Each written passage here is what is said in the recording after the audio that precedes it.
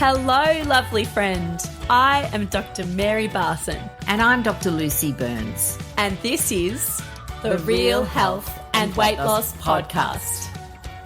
Hello, my gorgeous friend. How are you this morning? I am fantastic and am joined, as always, by the gorgeous Dr. Mary. How are you, Dr. Mary? I'm very good. I'm recovering from a bit of a fright just before I was, so I've still got racing heart rate. I'm good. I'm fine. I'm ready to podcast, but I was walking around outside barefoot around my path to get a bit of sunlight, and I came across a snake. Just a little one. It was either a little brown snake or a little juvenile tiger snake, and it was there on the path in the woodshed, and I saw it and I went into massive fight or flight response. In fact, I froze. And then the snake saw me, the little snake, and it froze as well. I frightened it and it had frightened me, and we both froze, and we're just both staring at each other. And then I back away, and then the snake slides off, and then I grabbed the dog and came inside. So, yep, I've got some adrenaline coursing through my body, got some increased counter-regulatory hormones. They're definitely quite high. And a very appropriate use of the fright and flight response. Indeed, that's right. Stop and back away. I also think that as a kid growing up in Australia, we are taught this. We're taught snake safety, and that's what you do. You freeze and you back off. I know my dad growing up in Canada was taught bear safety, and I don't think that my instincts would be quite so well honed if I came across a bear as perhaps his was. And he did have a couple of encounters with bears when he was a little kid. So there you go. Yay to everyone who told me what to do when you see a snake. Thanks. Yeah. Oh, I know. And in fact, we do this a lot, don't we? We, practice fire safety, fire drills.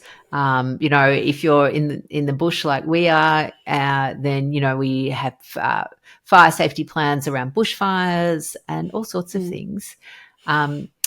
Kids learn what to do in a house fire, and they have their drop roll, stop, drop, roll, crawl or something like that. Stop, drop, roll. Thank you. Yes, it's again a 3 point. That's if you're on fire. Is always good. That's right. That's if you're on fire, right? But stop, the drop. Yes, absolutely. Yeah. So, it's always helpful to sort of almost mentally rehearse situations so that when they happen in true life, you know what to do. But again, like everything, it's all about balance, because you don't want to spend your whole life mentally rehearsing a snake, never to see one, all day. You can't do anything. That would be unhelpful.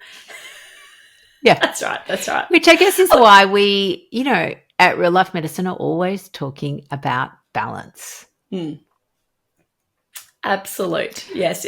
Balance is key. Balance in all things, not all things in moderation, but all things in balance. Indeed. Which brings us to our topic today, which is something that we are asked a lot, which is great, around fasting. So people wanting to know all the things that we're going to cover in today's potty, which is, how do I balance my protein requirements with fasting? What's the difference between fasting and dieting? Do I lower my metabolic rate if I'm fasting? And we thought we'd do some bit of myth busting, and then I guess, who should fast, who shouldn't fast. And I probably could even rephrase that to who could fast, who couldn't fast, all of those things, as well as, some tips to help you if you're wanting to do some fasting to just make it a bit easier. We spend time talking to our gorgeous people about why they perhaps feel like every attempt at weight loss has failed, why they have failed every diet under the sun. People come to us and we hear this a lot. I've tried everything and I can only lose weight for a bit and it always comes back on. And we spend time educating and empowering our beautiful people to understand that it's not them that's failed. It's the weight loss advice that they have been given that has failed them. Because no matter how it's sort of packaged up and branded, almost all weight loss advice out there for the last few decades has focused around calories.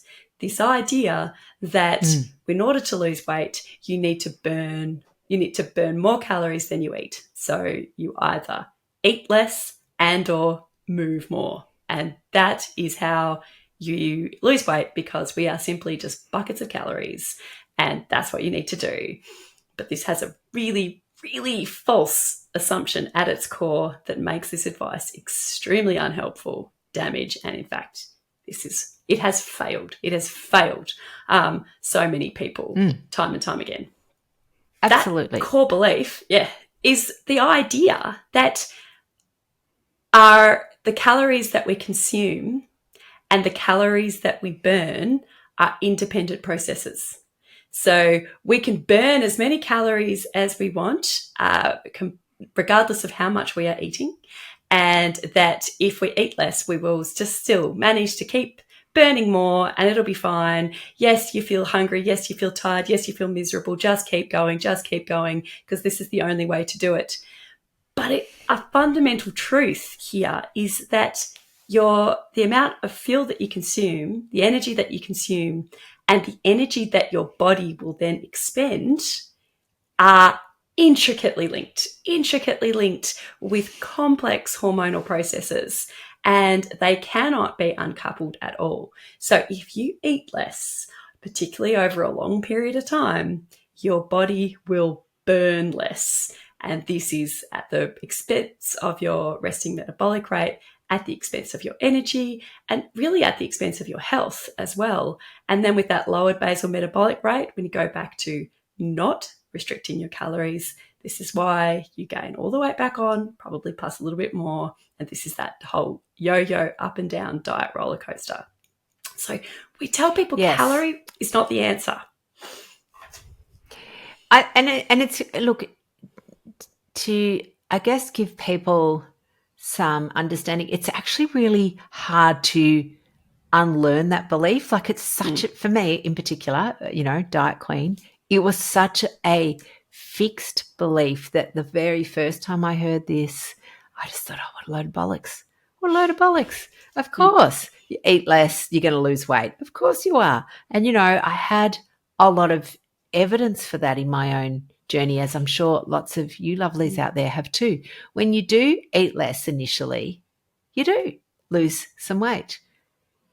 But that's like the and that's the trickery of it all, the illusion, because it doesn't stay off. Yes. And that's the bit that is not our fault. That's the bit where we've been given the wrong advice, the wrong plan, the idea that you just need to keep eating less. And if you're not losing weight, then you're doing something wrong. You're not exercising enough, or you're still eating too much. And it's not at all trivial, is it? Because it breeds this sense of failure and despondency in people. If you truly believe this message, then you're going to internalize the fact that it's your fault, which is psychologically damaging. So, it's bad for your body, that yo-yo dieting and the associated decrease in your metabolic rate and the damage it does to your metabolism. And it's bad for your mind, that you fail and you fail and you fail with that predominant, social paradigm that you fail and it's your fault. So I hate this. And this is a really important thing to unlearn. And, it can take a little while to unlearn. And in the process of unlearning this, we talk about intermittent fasting as a tool, and people can get a bit confused. What is the difference between intermittent fasting and calorie restriction? If you're telling me, Dr. Mary and Dr. Lucy, that calorie restriction is the bad guy here. Yeah. And even to rephrase it as what's the difference between intermittent fasting and dieting? And look, there can be, depending on the motivation behind what you're doing and the periods that you do either side of your fasting, you can certainly be accidentally dieting and using that fasting as a diet tool. And that's probably not going to serve you all that well. but you can do intermittent fasting that is part of health, that's not part of diet culture. It's a fine line. Okay. I'm going to say that this is not, obvious. And there will be people that will argue either way. There will be people that will tell you, oh, intermittent fasting is just another form of dieting. Don't listen to anybody who says that. That's okay. They can believe that. I can understand why you might think that, but this is what we're going to explain to you, I guess, today, is why we don't think that intermittent fasting is part of dieting if used appropriately. It comes down to that balance, that balance. You balance your intermittent fasting with feeding yourself, beautiful, delicious, nutritious food so that your body is really well nourished. And I kind of think of it as a nourish and a nurture. So you nourish your body with delicious real food, and to heal that hormonal root cause that is underlying being overweight and that excessive weight gain, you eat delicious real food that's naturally lower in sugar and naturally lower in starches, and you make sure you get enough protein and healthy fats, and you can eat delicious meals, and you nourish your body with those.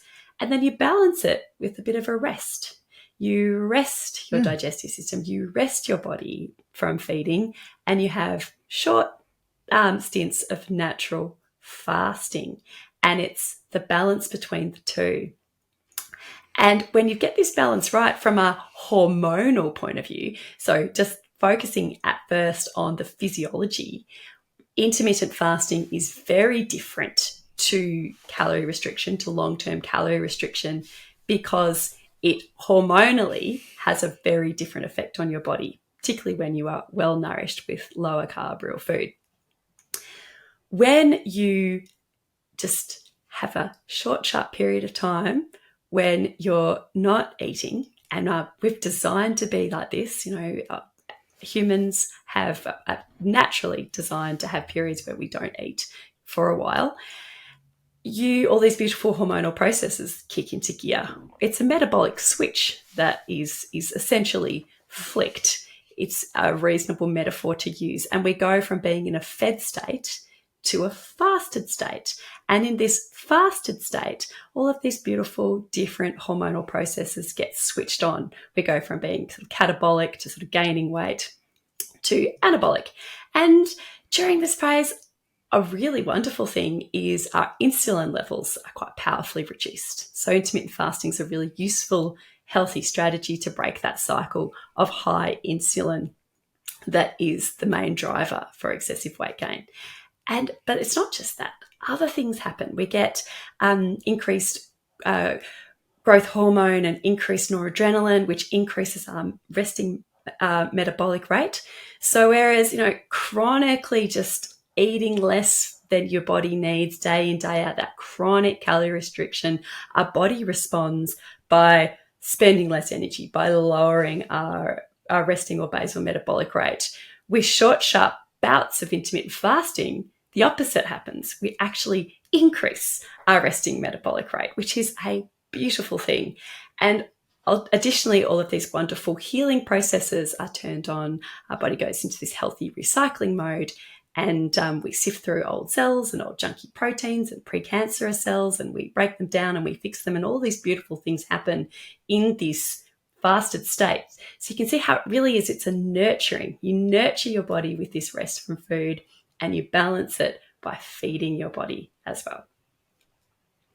Yeah, absolutely. Which is the opposite of 6 small meals a day. I cannot tell you that 3 meals, 3 snacks that I did, again, I did light and easy for a long time, thinking that would be the key because, in my head I had this idea that I just needed a chef to cook for me and then it'd be fine. So light and easy, 3 meals, 3 snacks, that didn't seem to, that I can tell you now that didn't result in long-term weight loss. Whenever I hear the phrase low-calorie snack, my brain kind of goes, oh, because at the end of the day, our body, and again, if you have a snack here and there, it's not harmful, but we don't need it. We don't need to snack. the snack food industry, aka junk food industry, has created this paradigm or this story that we need to snack, and they've solved that terrible problem of snacking for us by providing us with a huge range of options that line their pockets. But as humans, we actually, in general, once our metabolic hormones are balanced, we don't need to snack. So the intermittent fasting, again, there's no specific definition on what that means, and it means different things to different people. And so I think intermittent fasting, we should probably go through the various definitions. And the one that I practice, and perhaps ones that you practice, but it's tricky because there was the first I ever heard about this fasting business was the 5-2 with Michael Mosley. And again, when I heard about that initially, it was, 5 days of eat whatever you want and 2 days of 400 calories. And honestly, again, because I was dieting queen, I thought, I'll give that a crack. That was really hard. I actually I found that really, really hard.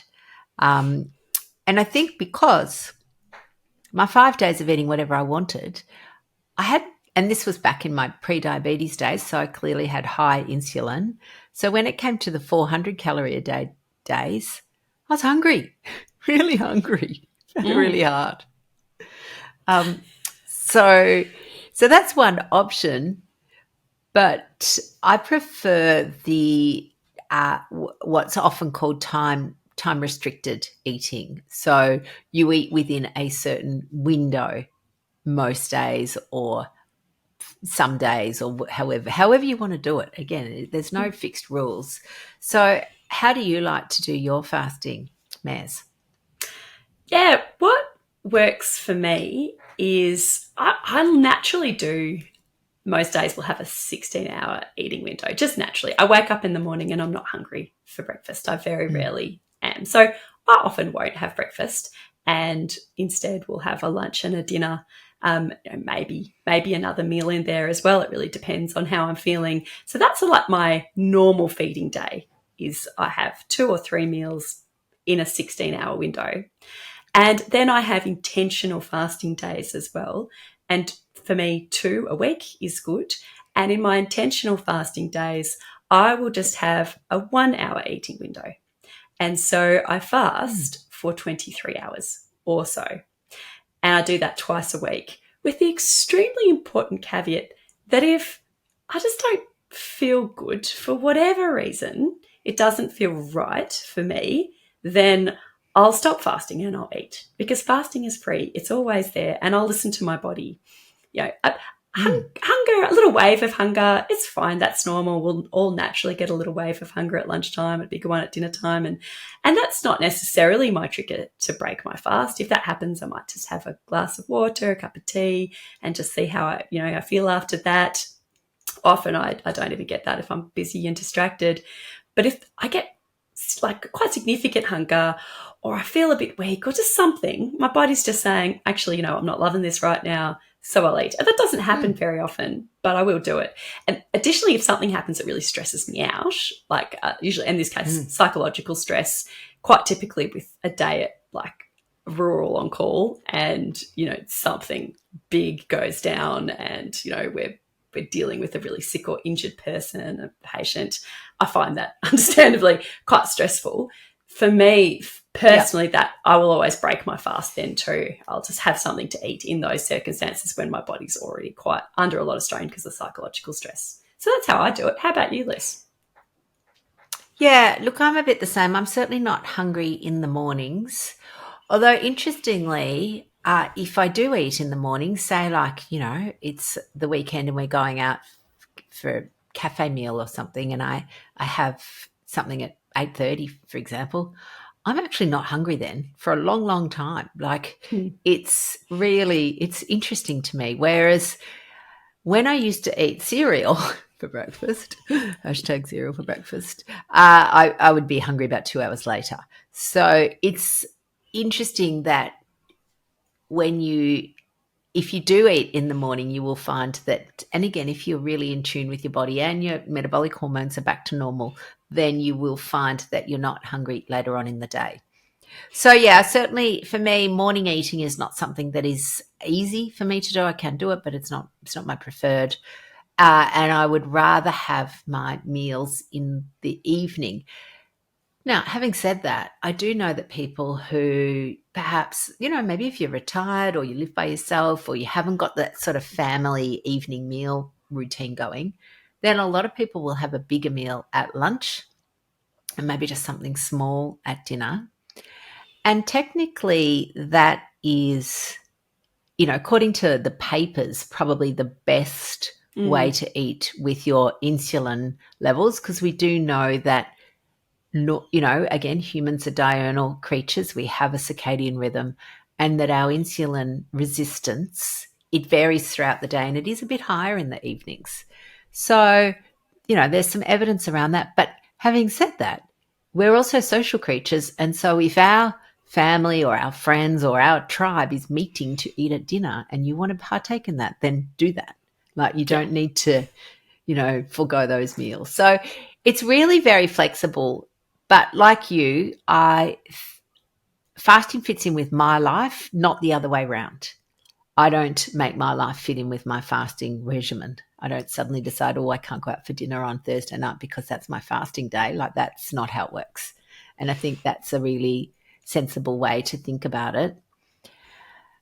What I love is this idea that fasting, it has that benefit of yes, lowering insulin. Again, balancing that with, if your insulin's very high, then fasting too soon will be hard because your woodshed's essentially shut and you don't have access to fuel.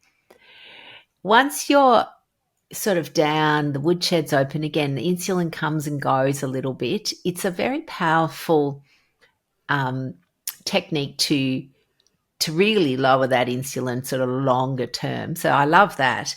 But I also love what you mentioned about the recycling of your cells. And we call that autophagy. And I love autophagy because you're right. It's like cleaning out the rubbish. You've got all this sort of stuff lying around that you haven't really got rid of yet, off to the op shop. Well, that's all our old cells. We don't need them. We can recycle them, reuse them, and replenish our stores. So this is really helpful when people get worried about their protein levels. Because again, as you know, we prioritize protein. We don't, yes, we're all about lowering some carbohydrates, but that has to be balanced with prioritizing protein because protein's, fantastic. And we're basically recycling our own protein. So if you did extended and prolonged fasting, then you may have used up all your recycled proteins. So we've got to be, again, mindful, balance. But if you've got plenty of it, then, you don't have to worry so much about that loss of muscle mass that we spend a lot of time telling people to make sure they eat their protein. Can you explain, Mez, a bit further about that for our listeners?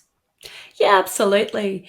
So we love protein at Real Life Medicine, and there's really robust evidence that if you want to improve your health and your weight and your blood sugar control and everything, you want to prioritize the protein that you eat. And as a minimum rough target, we suggest people should aim to eat 1 gram of protein per kilogram of their body weight each day. But then we do also say, but hey, doing some intermittent fasting, once you've become fat adapted and your body is able to naturally burn your fat stores, is a really good thing to do. And it can leave people scratching their heads like, well, how can I eat, 100 grams of protein and fast? This is a very good question. So the short answer is that on the days that you are choosing to do some fasting, some lovely nurturing fasting, you don't really need to worry about hitting your protein target on those days because our body does sift through in that beautiful fasted state. We go into this recycling mode and we're sifting through old damaged junky proteins and cells. We're reusing them and our body is getting the proteins that it needs from there. And also when we are doing intermittent fasting, as opposed to, chronically just eating low-calorie snacks all day, we get these hormonal changes, including this increase in growth hormone, which prevents us from having that lean muscle mass loss. It's hard to say, lean muscle mass loss. So we don't really need to worry about that. And of course, it's about a balance. We're not saying that you should, do prolonged, fasting forever. In fact, that's the opposite of what we're saying. But shorter periods of intermittent fasting balanced with days of feeding yourself is extremely good for you. Absolutely. And I think it's, again, what you said, what you eat in the fed state, so in your eating window, is important. So people who do fasting but then just, eat a salad with no protein in it, or just a little bit of protein, that's probably not super helpful. So again, when you are feeding, that you do prioritize your protein, and your beautiful veggies and things that nourish your body. One of the things that I'm mindful of is that sometimes in that feeding window, so you finished your fasting, and then people can feel a little bit out of control. And I remember talking to one of my clients, is that she kept saying to me, I keep doing this fasting and then I just feel out of control and I eat everything in sight. So, which is, really the definition of binging. So people will often talk about feeding and fasting, or feasting and fasting, because the world loves an alliteration.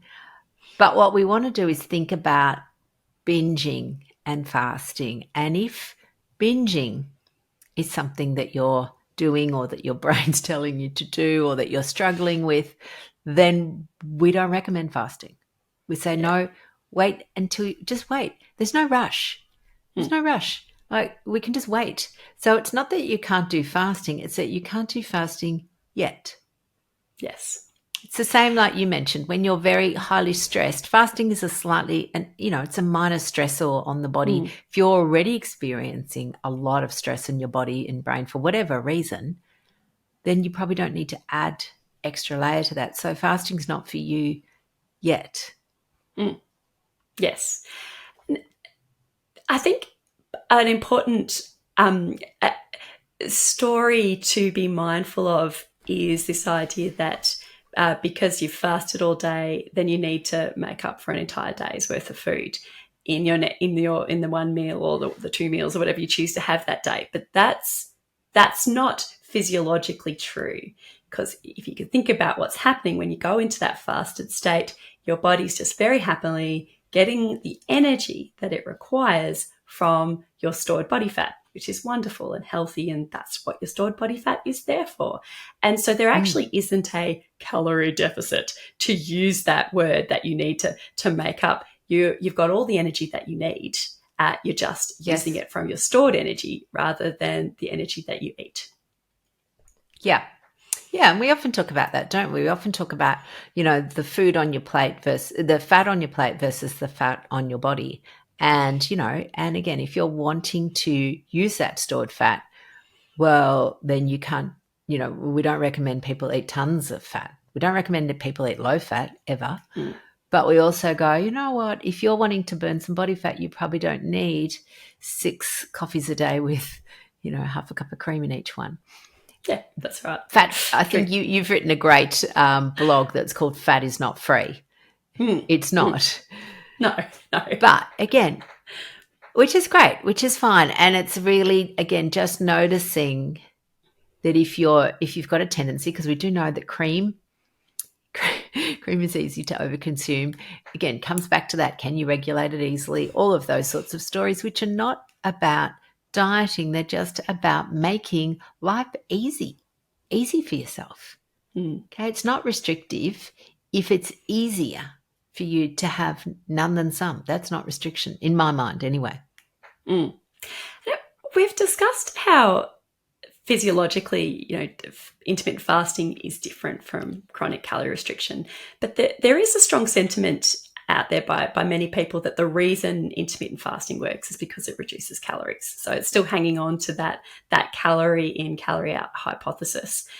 And I I would disagree with that, with maybe a bit of an analogy. If you are chronically, reducing your calories day in, day out, and you may, over the course of a few days, eat the same amount of calories that someone who did maybe in a 2-day window did some intermittent fasting. But it's really different flicking between that fed and fasted state.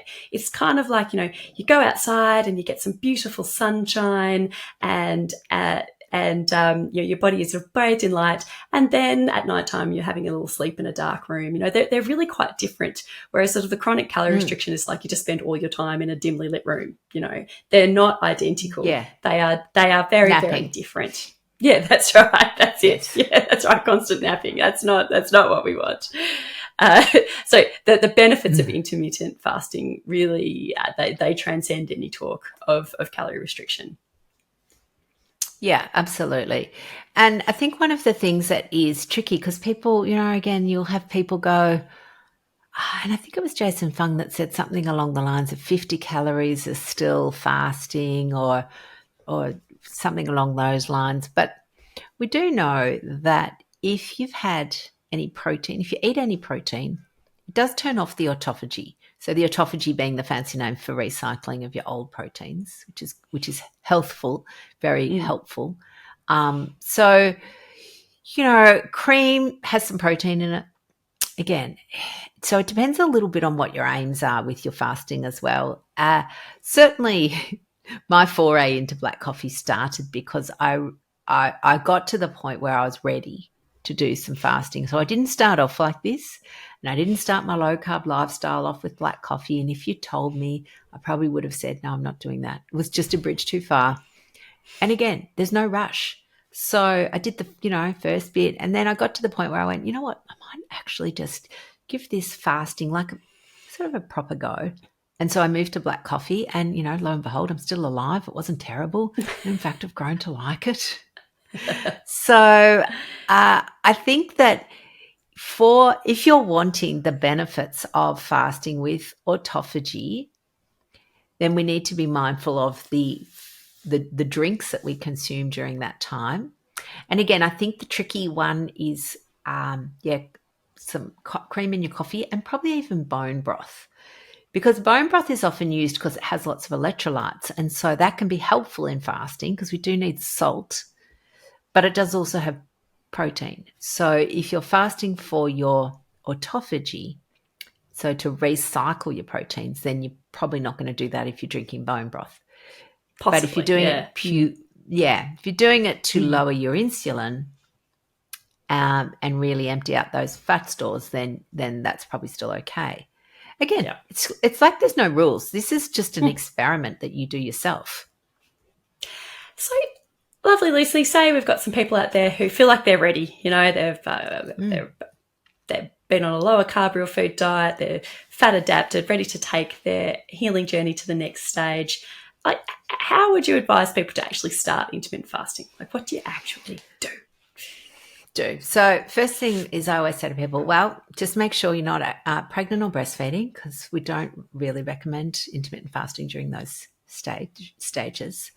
And assuming that's not the case and that you're not, accidentally covering up an eating disorder, then what we would be saying is that you go slow. There's no rush. So you can easily do it. You're the boss of you. So one technique is just to go, I'm not hungry this morning. I'll just wait till I'm hungry. And again, depending on your lifestyle, you might be a teacher and you might just wait till, recess and to have your first meal. Or you might be an office worker and you've got more flexibility and you literally just wait till you're reasonably hungry and you go, right. And sometimes people will do that and they go, oh my God, I can't believe I just got to 1 o'clock. I didn't even try. It's like, yeah, amazing, isn't it?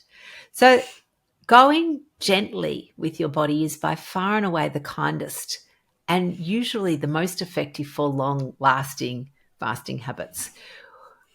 Remembering our brain doesn't like things that are super, super hard and difficult. It will avoid pain. That's its job.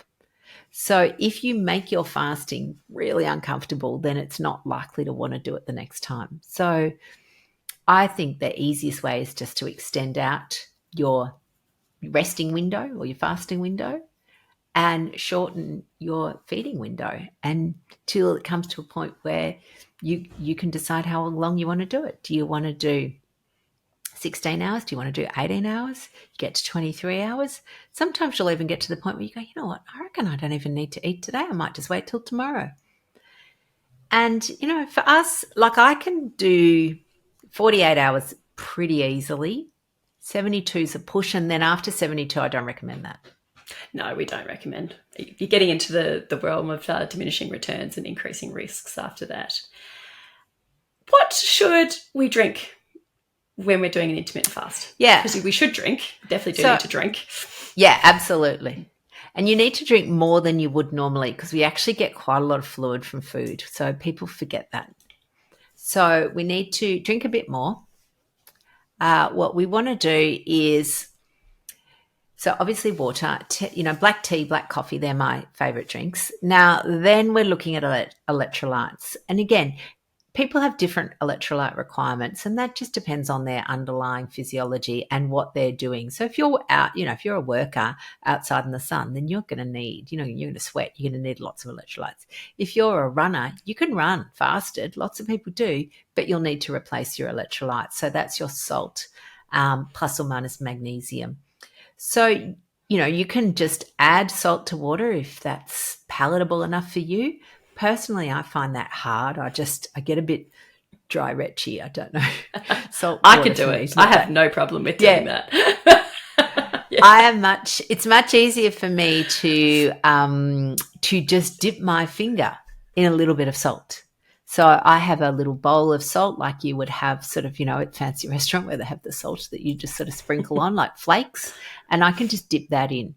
Because sometimes what will happen is people will feel a little bit dizzy and they think they're having low blood sugar. Way more likely they're having low blood salt. And so when you have a little bit of salt, you suddenly feel so much better. You go, oh, good. So that's basically how I do it. I don't do anything extra fancy for particularly just a basic 16, 18 or 20, up to 24-hour fast. After 24 hours, then I think you do need to be a bit more careful with your electrolytes. And again, you can buy electrolyte powders if you want to, making sure they don't have sugar.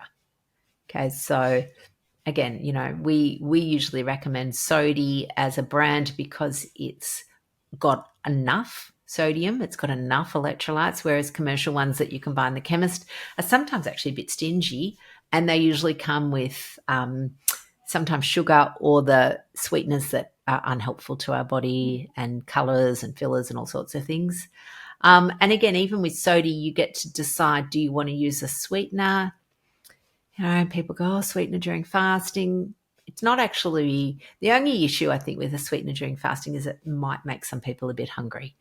But if it doesn't make you hungry, just do that. Or Sodi, have a plain one if you want to do that.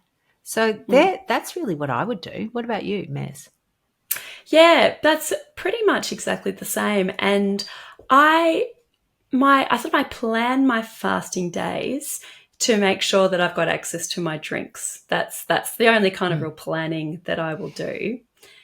And I make sure that I've got my salt, I've got my water, I can make tea or coffee if I want to, and I just think about that. The other thing I will do, a little bit counterintuitive, but say it is a work day, and fasting when I'm working I actually find quite helpful. I work every day, but say if it's a day where I'm working out at the hospital or at clinic or something like that, I will actually make sure that I have access to food. Seems silly, but it is for that reason, that if for whatever reason I want to break my fast, I can. And for me, it's just like tinned fish, nothing fancy, just something that is there. And I usually won't need it, but that is helpful for me as well. And it's helpful because if for whatever reason I feel like I need to break my fast, I want to make sure I have access to something that's helpful, rather than, the only option is, the bakery down the road. That's not helpful. Yeah. The biscuits in the tea room. So funny, isn't it? The power of suggestion. Just when you were talking about drinking then, I thought, oh, God, I'm thirsty. Better have a drink. My glass is empty. I'm looking at my water glass going, we have to wrap up this episode, Lucy, because I need to go fill up my glass. Exactly. I know. And the hilarious thing, again, that just popped into my mind was a Wiggles song. Something like gulp, gulp, drink some water. And honestly, it was like this earworm. I had it in my brain for about 3 years. Gulp, gulp, drink some water. So, thank you, Wiggles. No, love you, Wiggles. Yes, fabulous thank you. Aussie band. Indeed. All right, lovely friends. So hopefully that's cleared up a few things around fasting. Again, it's not imperative. You don't have to do fasting, but you don't need to be scared of it. You are the boss of you. You are your own compassionate scientist. You get to decide what you're going to do, for how long and when, and there's no medal for he who fasts longest. There is no medal. So if you decide you're going to fast and for whatever reason you need to break it, it is not a failure. It is just listening to your body and being in tune with it, which is basically the whole idea of health. Love it. Balance, beautiful people. See you later. See you next week, lovelies. Bye now. The information shared on the Real Health and Weight Loss podcast, including show notes and links, provides general information only. It is not a substitute, nor is it intended to provide individualised medical advice, diagnosis, or treatment, nor can it be construed as such. Please consult your doctor for any medical concerns.